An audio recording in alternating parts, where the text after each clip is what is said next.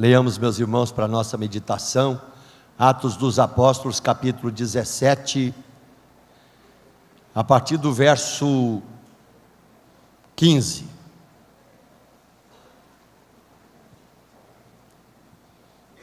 Esse texto é bem conhecido, é o discurso de Paulo em Atenas, começando no verso 15, apenas para identificação do contexto.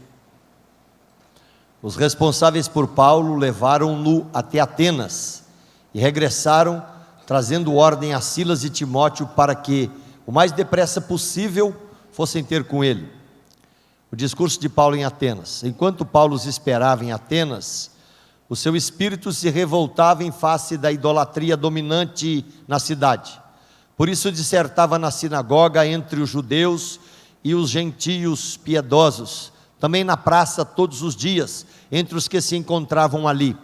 E alguns dos filósofos epicureus e estoicos contendiam com ele, havendo quem perguntasse: que quer dizer esse tagarela? E outros: parece pregador de estranhos deuses, pois pregava Jesus e a ressurreição.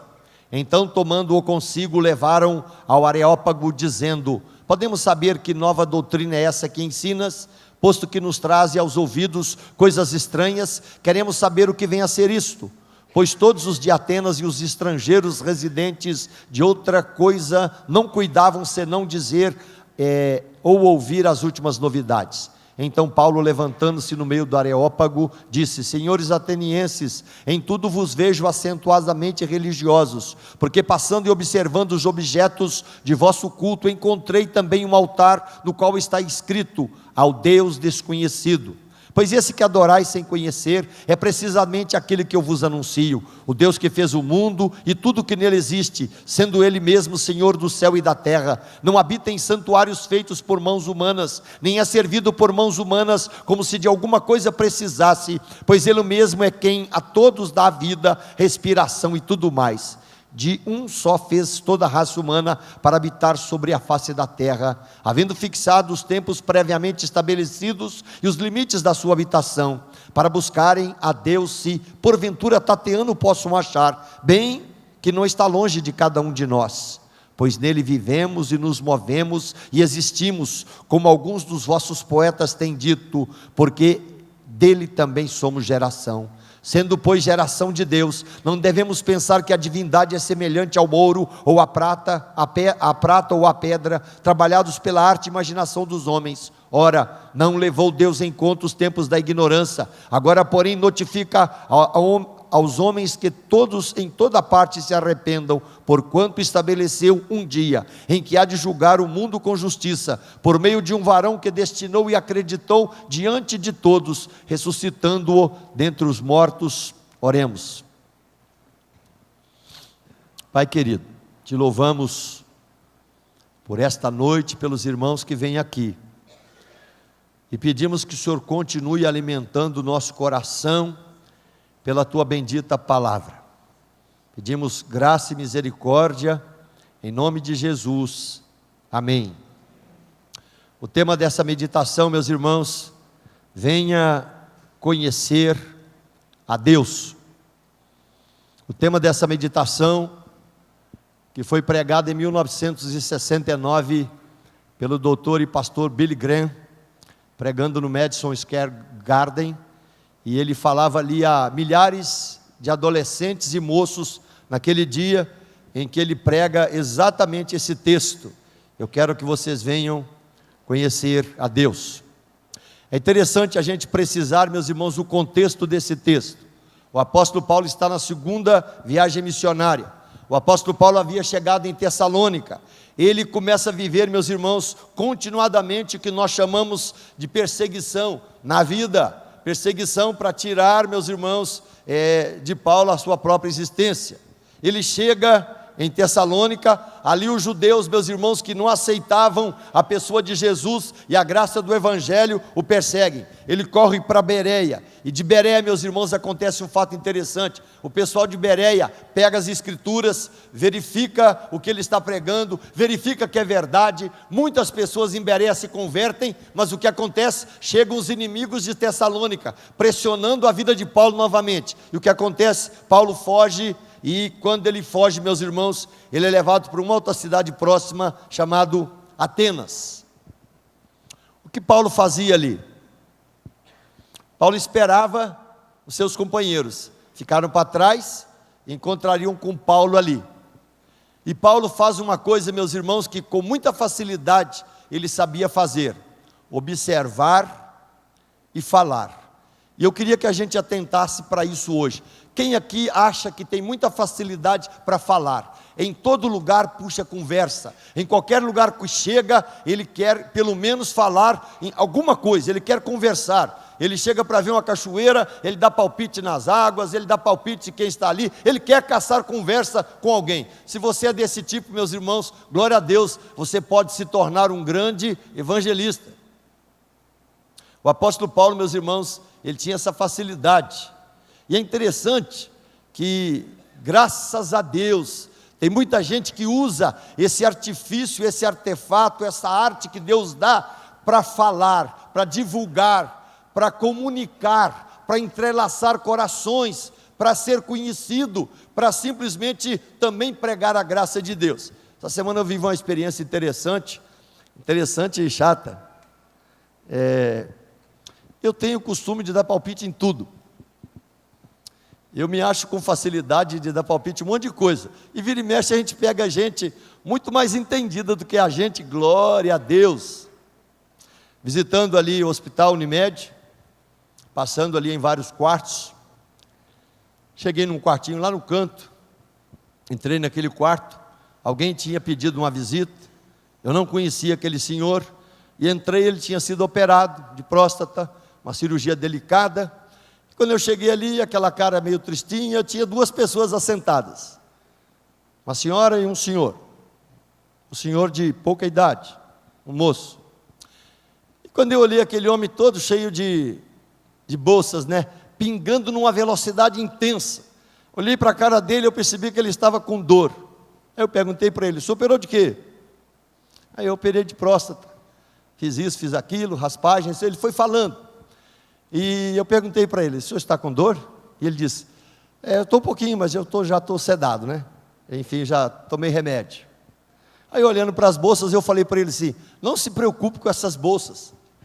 O médico, provavelmente ele deve ter passado dezenas de bolsas dessa para o senhor, para fazer uma limpeza o tempo todo. E ele colocou aí, enfim, essas bolsas para estar limpando o sangue, e ficar clarinho, ainda estava um pouco ainda vermelho. E eu fui ali conversando com ele, né, e falando, e dando explicações para ele que ele não tinha que se preocupar, porque de hora em hora trocavam, enfim, aquelas bolsas de soro ali, né. E quando eu terminei de falar, o médico falou assim: muito boa consulta, eu sou o médico dele.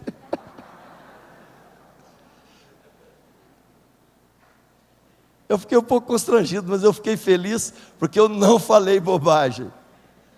Mas eu achei ótimo aquele médico, né? Aí eu conversei com ele, já conhecia o pai dele, ele não, mas o pai dele eu conhecia bastante. Eu estou citando esse fato, gente, anota isso. Você só consegue falar de uma coisa que você conhece, pelo menos um pouquinho, pelo menos por informação.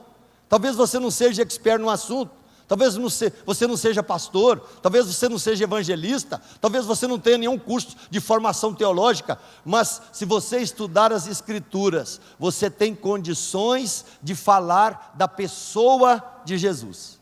O apóstolo Paulo, meus irmãos, ele chega na cidade, o que Paulo sabe fazer? Paulo sabe falar, mas ele sabe observar também. E o texto diz, meus irmãos, que Paulo observa enquanto ele espera, e Paulo fica revoltado.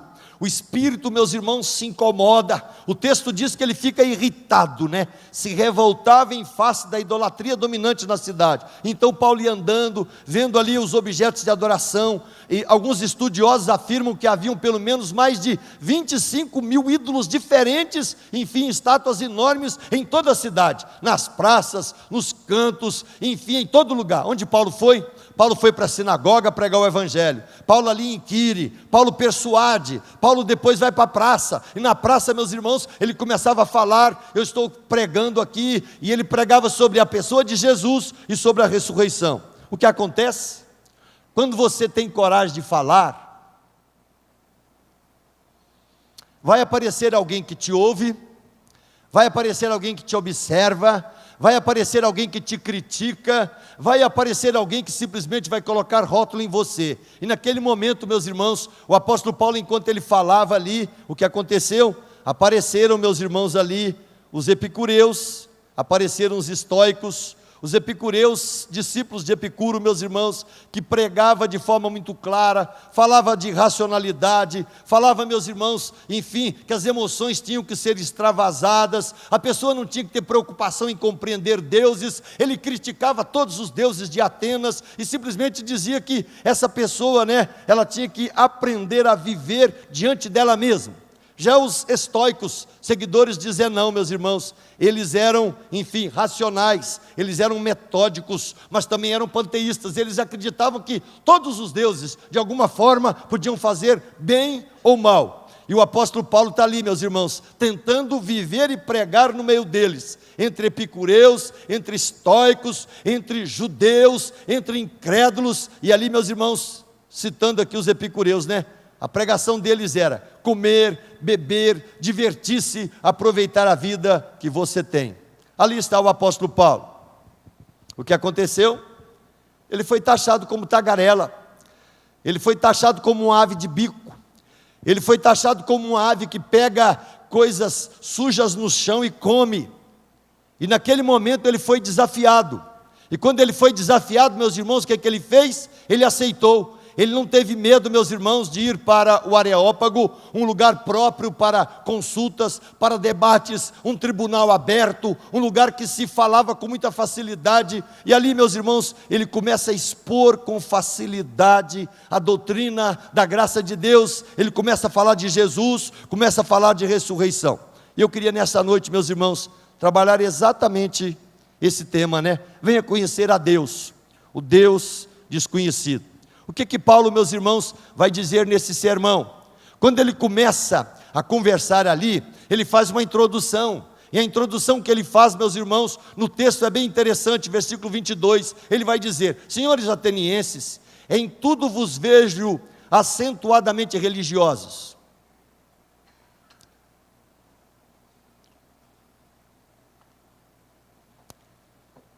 Paulo começa a mexer com o coração, ele começa a chamar as pessoas para si.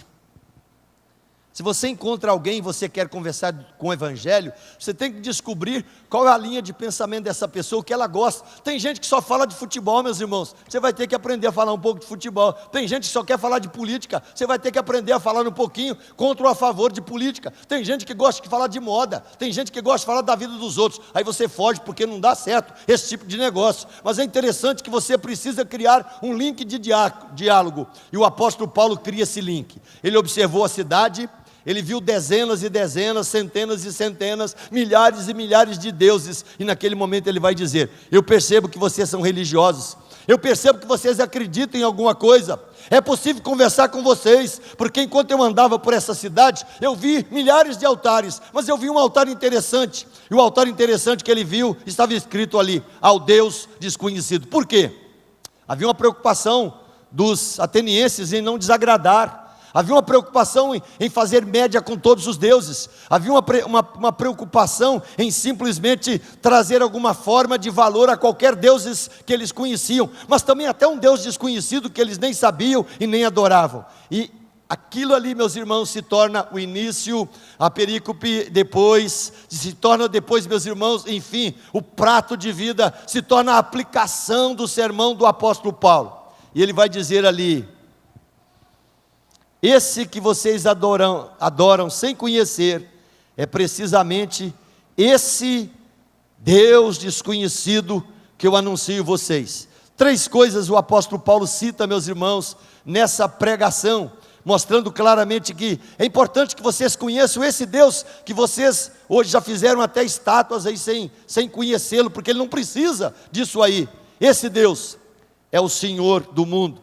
O apóstolo Paulo, meus irmãos, ele começa a dizer de forma clara: esse Deus fez o mundo, esse Deus fez tudo que nele existe, esse Deus é Senhor dos céus e da terra, Esse Deus é o Criador de todas as coisas. Se você olha para cima, foi Deus quem criou. Se você olha para o sol, foi Ele quem criou. Se você olha para a lua, foi Ele quem criou. Se você olha para qualquer tipo de coisa e planta, foi Ele quem criou. Se você simplesmente estabelece e começa a procurar alguém que criou todas as coisas, esse alguém é o Deus que eu creio, é o Deus que eu sirvo, é o Deus que eu adoro, o Senhor Criador de todas as coisas, é Senhor do céu e Senhor da terra, é Deus presente, é Deus imanente, é Deus transcendente, é Deus onipresente, é Deus onipotente, é Deus sobre todas as coisas, é Deus amoroso, é Deus que se comunica, é Deus que age na história, é Deus que cuida da vida, é Deus que preserva o que Ele criou de forma bendita e clara.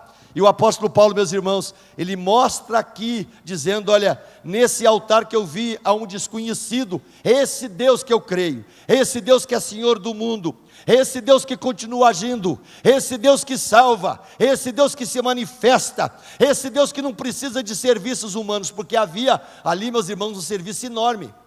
Quem conhece aí lápides, por exemplo, cemitério, né? Tem gente que tem lá, lápides, dali tem uma sepultura comprada, e tem muita gente que visita, limpa, paga alguém para limpar, mantém cuidadinho, mantém de forma bonita, limpinha. E naquela época, meus irmãos, imagine uma cidade com mais de 25 mil deuses.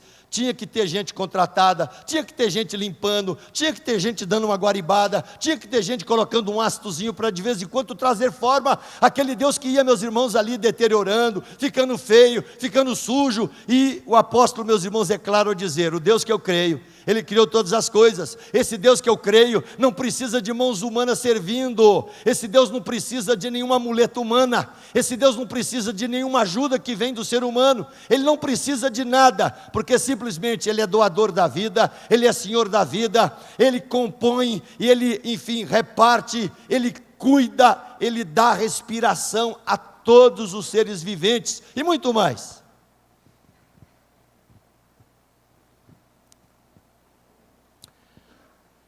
É interessante a coragem do apóstolo Paulo. E é o primeiro ponto que eu queria destacar aqui praticamente, meus irmãos, para a nossa vida. Deus é o Senhor do mundo, Criador de todas as coisas, é o Deus que eu creio, é o Deus que eu sirvo. E eu pergunto a cada um de nós, no areópago da minha vida, o que eu tenho pregado? O que eu tenho pregado? Quando Deus me coloca dentro de um elevador, como é que eu me comporto? Quando Deus me coloca numa classe de escola, como eu me comporto? Quando eu me torno universitário nessas faculdades todas hoje, ou liberais ou ateias, em professores, meus irmãos, ajumentados, traspassados, meus irmãos, pela ignorância, se achando inteligentes, porque não creem em nada, enfim, creem em si mesmos. Esse é o confronto que os nossos jovens têm hoje. Simplesmente como você se comporta nesse areópago da vida que te coloca simplesmente de frente com o ateísmo, te coloca com o evolucionismo, te coloca com, enfim, aquelas pessoas imorais muitas vezes, te coloca com gente que simplesmente também ama o evangelho. Qual o comportamento? Qual a palavra que você tem? Ou simplesmente você se torna uma pessoa muda, uma pessoa que simplesmente é um pouco gentil, mas não tem coragem de abrir a boca, não tem coragem de confessar, não tem coragem de confrontar, não tem coragem de falar de Jesus, não tem coragem de colocar para fora aquilo que você crê. E aqui, meus irmãos, é um primeiro ponto que eu coloco aqui mais uma vez. Quem passou pela cruz do Calvário tem que se tornar um evangelista. Quem passou pela cruz do Calvário tem que pregar o evangelho. Quem passou pela cruz do Calvário tem que demonstrar que ama Jesus de verdade. Quem passou pela cruz do Calvário tem que mostrar que o sangue de Jesus te purificou de todo pecado. Quem passou pela cruz do Calvário tem, meus irmãos, um compromisso com essa cruz, com esse nome, com a pessoa de Jesus, com o evangelho que ele prega e que ele vive. Porque quando você não faz isso, meus irmãos, você se torna um negador da sua fé. E Deus me cobra que eu seja um propagador do evangelho. Seja um Paulo no areópago da vida, seja um Paulo como observador, mas alguém que fala daquilo que você crê. E a pergunta primeira que eu deixo aqui para cada um de nós: em quem nós cremos, em quem nós dependemos, de quem nós confiamos? É interessante, meus irmãos, a gente vive hoje num mundo onde os grandes deuses imperam sobre a vida dos homens. Quais são os grandes deuses hoje? Quais são os ídolos da mente e do coração? O dinheiro. Tem gente que levanta pensando em dinheiro e vai dormir pensando em dinheiro. Tem gente que levanta pensando em prazer e vai dormir pensando em prazer. Tem gente que pensa em sexo de manhã, de tarde, de noite, não faz nada, mas simplesmente pensa. Tem gente que simplesmente vive, meus irmãos, as modas e os prazeres que o mundo oferece. Tem gente que só fala de viagens, de divertimentos. Enfim, são os ídolos do coração, os ídolos da mente que se levantam. Os problemas de hoje, meus irmãos, eles continuam sendo morais e muitas vezes imorais para todos os lados. Problemas espirituais atacando por todo lado o povo de Deus e também aqueles que nem conhecem a graça do Evangelho. Paulo aqui ele prega, ele é zombado, ele é colocado em xeque, ele simplesmente percebe que aquele povo é religioso, mas eles têm o quê? Vênus, eles têm Afrodite, que domina e rege a vida de sexo deles. Eles têm Marte e Júpiter, aquele Deus que ensina a guerrear, aquele Deus que ensina a confrontar, aquele Deus que ensina a fazer guerra com as pessoas. Eles têm Baco, meus irmãos, aquele que traz o prazer, aquele que traz a delícia da carne, aquele que encanta a vida, aquele que me ensina a comer, beber, me divertir. Mas simplesmente eles não conhecem o Deus das Escrituras de forma prática, o Deus desconhecido. Só tem ali uma estátua ou um vazio, e nesse vazio eles não descobrem Deus. Gente, tem muita gente do seu lado, tem muita gente na sociedade, tem muita gente na vizinhança que vai conhecer a graça de Jesus o dia que você tiver coragem de abrir a boca para pregar a Jesus o Evangelho. Foi o que Paulo fez aqui nessa cidade. Deus é o Senhor do mundo. Mas o apóstolo Paulo também vai dizer, meus irmãos, que o homem é criação de Deus. O Deus que fez o mundo, tudo que nele há, sendo ele Senhor do céu e da terra, não habita em santuários feitos por mãos humanas, nem é servido por mãos humanas, como se de alguma coisa precisasse. Mas ele vai dizer no versículo 26, de um só fez toda a raça humana, para habitar sobre a face da terra, havendo fixado os tempos previamente estabelecidos. O segundo ponto, meus irmãos, o homem é criação de Deus. Você acredita nisso? Meus irmãos, infelizmente, está assim de igreja evangélica hoje, está assim de crente, que pensa, meus irmãos, que quando Deus criou ele, já nasceu rabo, ele foi criado, meus irmãos, como uma ameba, ele nasceu na primeva dos mares, como um caldo quente. Tem muito crente, meus irmãos, que não acredita que Deus criou o homem à sua imagem e semelhança. Gênesis 1:26, façamos o homem em nossa imagem e semelhança. Tem muita gente que já viveu a mente deturpada, achando que o homem já nasce, fazendo e ri, já coçando a cabeça, balançando o rabo com 4 patas, depois ele vai aprender a andar. Meus irmãos, infelizmente, as teorias de evolução hoje dominam o coração de muitos crentes, e ele não tem coragem de dizer, meus irmãos, que ele crê no Deus das Escrituras, que ele crê no Deus que formatou esse planeta, ele crê num Deus que criou do caos, enfim, criou tudo. Ele crê num Deus que criou os céus e a terra, ele crê num Deus que criou o homem à sua imagem e semelhança, ele crê num Deus que depois trouxe um desassossego para a alma do homem, que foi a criação da mulher, mas também a bênção do lado desse homem. Enfim, o homem crê nisso, meus irmãos, porque é exarado estar nas Escrituras. Mas quantos de nós, quantos adolescentes, quantos jovens, quanta gente hoje simplesmente não tem coragem de propagar a graça do Evangelho? Estou desafiando vocês, a gente tem que ler, a gente tem que confrontar, a gente tem que ler livros que falam sobre esse assunto hoje. A gente tem que ter coragem, meus irmãos, de dizer: eu creio no Deus das Escrituras, eu creio no Deus que fez o homem, eu creio no Deus que, enfim, de um casal ele criou toda a raça, eu creio no Deus que simplesmente rege essa história. Eu já contei aqui, há uns anos atrás, eu tinha uma professora de bioquímica e tinha um professor de matemática. Os dois eram casados, eram os dois ateus da escola. Naquela época eu já li a Bíblia, meus irmãos, eu tinha 15 anos, eu já tinha lido a Bíblia mais de 10 vezes, e eu gostava, eu falava pouco, mas eu não aceitava ouvir coisas sem falar nada. Eu já levantava o dedo e pedia para falar alguma coisa. E aquela professora começou a tentar dar aulas sobre evolução, enfim, o homem vem do macaco, aquela macacada toda, tentando, meus irmãos, e ela não conseguia dar aula. Eu já levantava e falava: olha, eu gostaria de dizer para a senhora que as Escrituras falam diferente, eu gostaria de dizer para a senhora, aí começava a citar, ela falou assim: ih, mas para com esse negócio de crente. Aí ela, pode sair, me mandava embora da sala, eu ia. Aí de novo, várias vezes, sabe o que ela fez? Eu fui o único aluno que passei com ela com 10, 10 e 10, em todos os... Ela me dispensou da matéria e me deu 10 o ano inteiro. Eu assisti às aulas. Você está dispensado, você já tirou 10. Você participa se você quiser, mas você já foi aprovado. Eu ficava lá, agora não podia mais abrir a boca, já tinha tirado 10.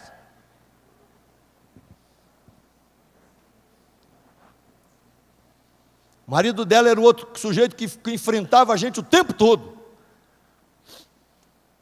E às vezes quando a gente falava alguma coisa de Deus, ele ria, gozava, ficava brincando. E uma coisa que ele fazia muito, ele estava saindo da classe assim, ele seguiu, quando batia o sino, ele estava escrevendo assim, porque ele escrevia super rápido, fazendo ali, sendo, costendo, tangendo, aquele negócio, aquela idiotice toda que eu não sei para que serve, e ele fazia aquele negócio, e aí de repente batia o sino, ele soltava o giz.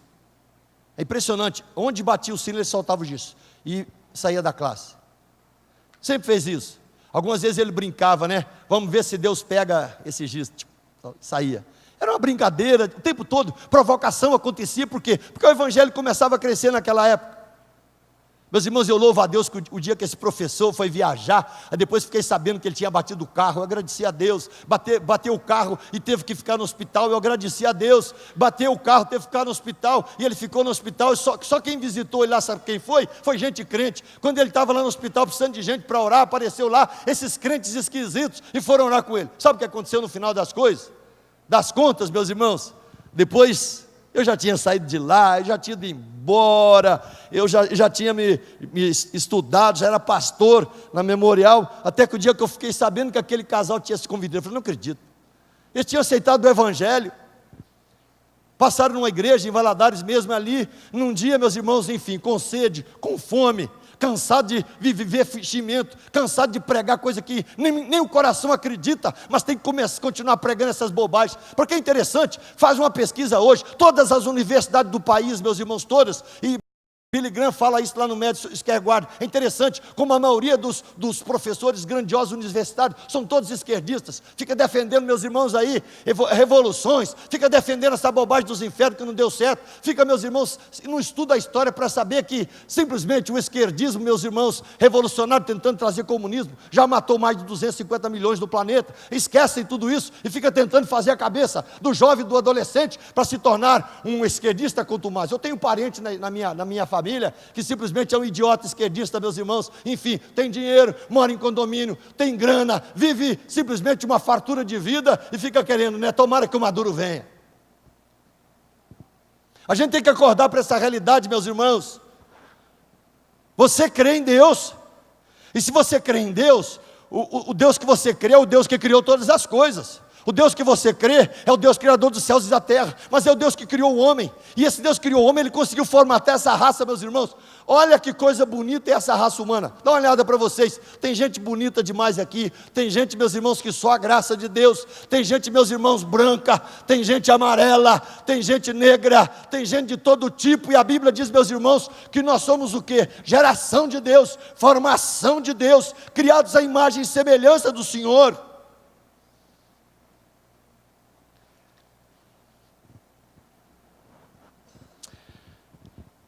Deus é o Senhor do mundo, Criador. Deus é o Criador do homem. Nós somos uma raça só, gente. Tem todo esse espalhar do planeta aí, né? Enxuga o olho aqui, estica o olho ali, cresce aqui, não cresce lá, escurece aqui, escurece lá. Mas a Bíblia diz que nós somos todos criação de Deus.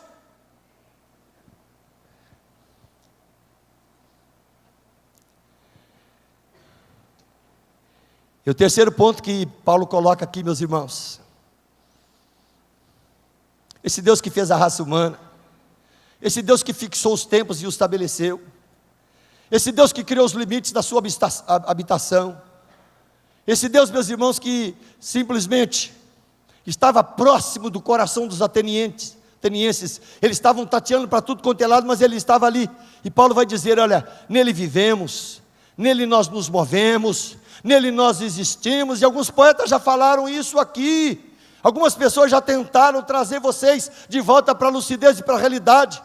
Deus não é de prata, Deus não é de ouro, Deus não é confeito, Deus não é feito, Deus não é imaginado, Deus ele existe, ele é Deus presente, Deus agindo, Deus transcendente, Deus da história, Deus criador de todas as coisas. E essa notificação de Deus aqui, Deus quer um relacionamento com esse homem, Deus quer um relacionamento de alma, Deus quer um relacionamento de vida, e o apóstolo Paulo faz o apelo aqui, e ele está dizendo, Deus notifica a todos os homens que se arrependam. Deus notifica aos homens que há arrependimento, que há mudança de vida, que há conversão, que há transformação no coração. Deus pode destruir os ídolos do coração e trazer de volta realmente um altar de vida que serve a Deus em espírito e em verdade. E naquele dia, gente, muita gente se arrependeu, muita gente acreditou, muita gente colocou Deus na vida, muita gente quebrantou o coração, muita gente enxergou a palavra do apóstolo Paulo como realmente uma espada de dois gumes que divide juntas e medulas, é apta para discernir os pensamentos e mudar a vida. E naquele dia muitas pessoas foram mudadas pelo poder de Deus, agindo na pregação do apóstolo ali no Areópago.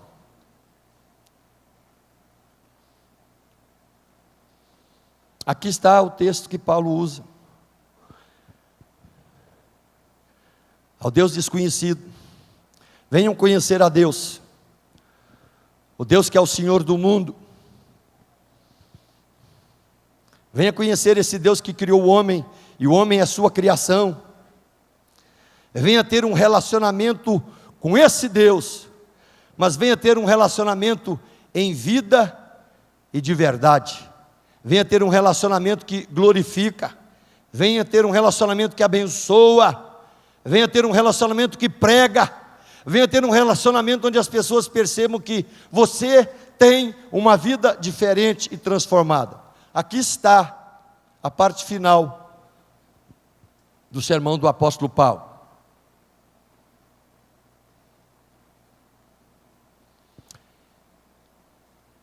Esse Deus que é criador, criou todos os homens e nós somos do mesmo sangue, mesmo que nós não queiramos. Esse Deus que criou a raça com todas as suas variações e cores, Ele não habita em santuários que o homem pode produzir, mas Ele pode habitar no coração, pelo Espírito, a quem permitir que a cruz do Calvário passe pela sua vida. Deus quer se relacionar com esse homem, assim pregava o apóstolo Paulo. Mas Deus quer para o relacionamento, Deus quer arrependimento, Deus quer mudança, Deus quer equilíbrio de vida, Deus quer mudança na alma, Deus quer uma boca que professa. E naquele momento, na conclusão dessa palavra de Paulo, 3 coisas acontecem. Alguns riem. Você conhece alguém que ri do Evangelho? Quanta gente você conhece que só ri do Evangelho? Tem gente que a gente prega, meus irmãos, que tem 40 anos ouvindo o Evangelho, e até hoje ele zomba do Evangelho, ele ri do Evangelho, não leva a sério o Evangelho, não quer o Evangelho, está aí vivendo, simplesmente ainda sorrindo e rindo para aquilo que se prega. Zomba, meus irmãos, continuadamente, de Deus, da palavra, de Jesus e da pregação. Nós vamos ter até o final, no dia do juízo, gente que só riu, zombou do Evangelho. Mas o texto diz que naquele dia alguns creram. E esse alguns que creram, meus irmãos, é bonito, porque não foram poucos.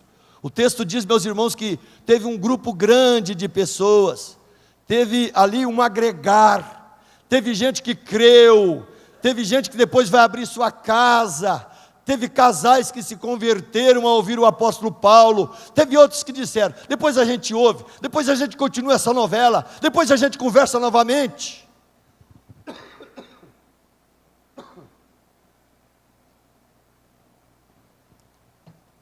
Riram, creram, duvidaram. E quando o apóstolo termina, ele vai dizer aqui: eu preguei para vocês sobre Jesus e a ressurreição, mas vai acontecer uma coisa que vocês têm que saber. Deus estabeleceu um dia em que Ele há de julgar o mundo com justiça, por meio de um varão que Ele destinou e acreditou diante de todos, ressuscitando-o dentre os mortos. Aqui ele fala de Jesus, fala da ressurreição, fala da sua vitória, fala da sua ascensão aos céus, fala, enfim, desse Salvador bendito que nós temos. Naquele momento, o que aconteceu? Uns escarneceram, outros disseram, depois a gente ouve você, mas houve um grande número que aceitou. Gente, o Brasil é um país cristão. Você já pensou se não fosse? Dizem que o Brasil é um país cristão, né? Nós somos o país chamado cristão e nós somos o segundo país mais corrupto do planeta. Esse é o Brasil. O Brasil é um país cristão, mas é o país do jeitinho.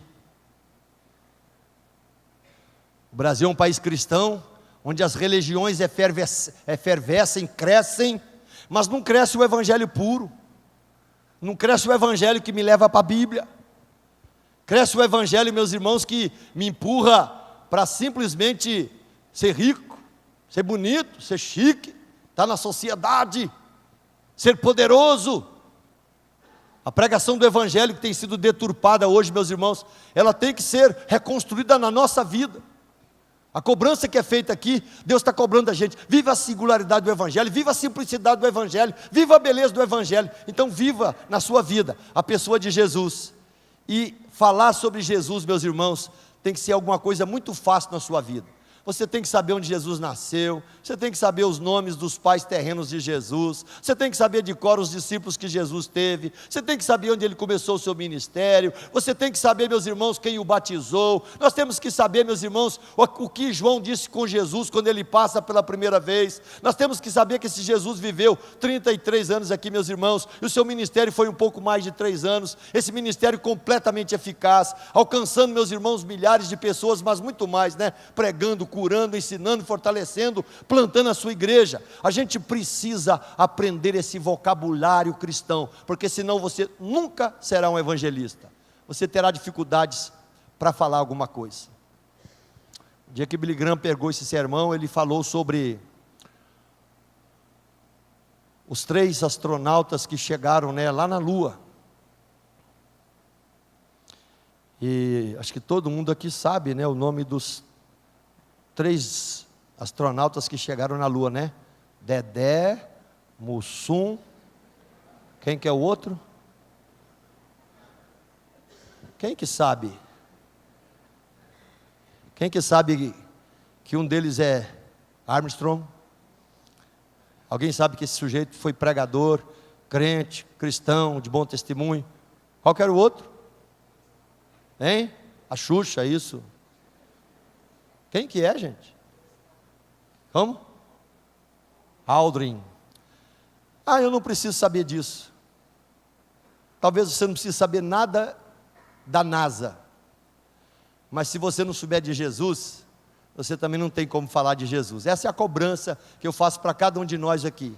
Eu tenho encontrado pessoas que falam assim: eu sou perito na minha área, eu domino isso, eu domino aquilo, eu sei lei, eu sei regras, eu sei tudo, e não sabe nada de Jesus. Vai me desculpar, se você não sabe nada de Jesus, você continua sendo analfabeto. Você pode ser um excelente tudo, você pode ser um excelente profissional, você pode ser um excelente em diversas áreas, mas se você não conhece nada de Jesus, você continua sendo um analfabeto da cruz, você continua sendo alguém que não tem, enfim, o sinal do sangue sobre a sua vida. Não adianta, meus irmãos, é inferninho quentinho esperando com Satanás e seus anjos, e para quem não passar pela cruz. Não adianta cultura sem o conhecimento da graça bendita de Jesus. Eu convido os irmãos, leia João, leia os evangelhos, decore algumas coisas, e se você nunca fez isso, comece a fazer nos elevadores. Gente, que lugar bom de evangelizar um elevador.